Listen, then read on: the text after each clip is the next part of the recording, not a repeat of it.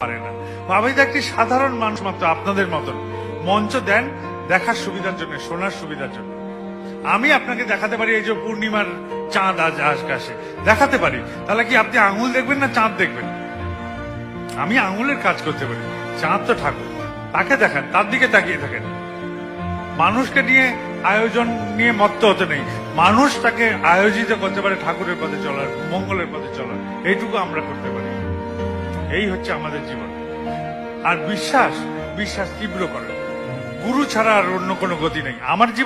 আমার জীবনে তাই আছে। যদি ভাবেন যে আমি কোথায় এগিয়ে যাচ্ছি, আমি এগিয়ে থাকি এটাতে। আমি বিশ্বাস করি, আমার ওই যে অশ্লেষা, মঘা, রাহু, শনি, কেতু সব কটাকে বের করে দিয়েছি জীবন থেকে। আমার একটাই বিশ্বাস, কিং করবে গ্রহে সর্বা যাচ্ছে কেন্দ্রে বৃহস্পতি। জীবন কেন্দ্রে বৃহস্পতি থাকলে, গুরু থাকলে, রাহু, শনি, কেতু, মঙ্গল, অশ্লেষা, মঘা কেউ কিচ্ছু করতে পারবে না, কেউ না। বিশ্বাস করেন, আমার নাই, এসব সব বের করে দিয়েছি।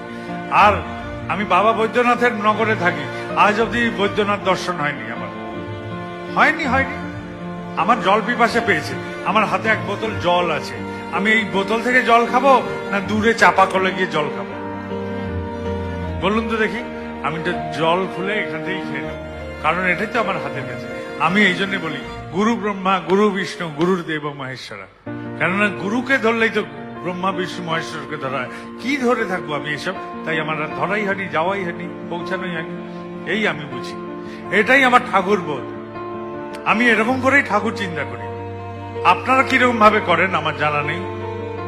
আমার ঠাকুর এরকম, তিনি কোনো অলৌকিক পারেন না, কোনো অলৌকিক ক্ষমতা তার নেই, কোনো অলৌকিক ক্ষমতা। আপনাদের ঠাকুরের নিশ্চয়ই অনেক অলৌকিক ক্ষমতা আছে, কিন্তু আমার ঠাকুরের নেই। আমার ঠাকুর এরকম, আমি যেরকম আমার ঠাকুরও সেরকম। তিনি আমার সাথে থাকেন, আমি তার সাথে থাকি, খুব আনন্দে থাকি।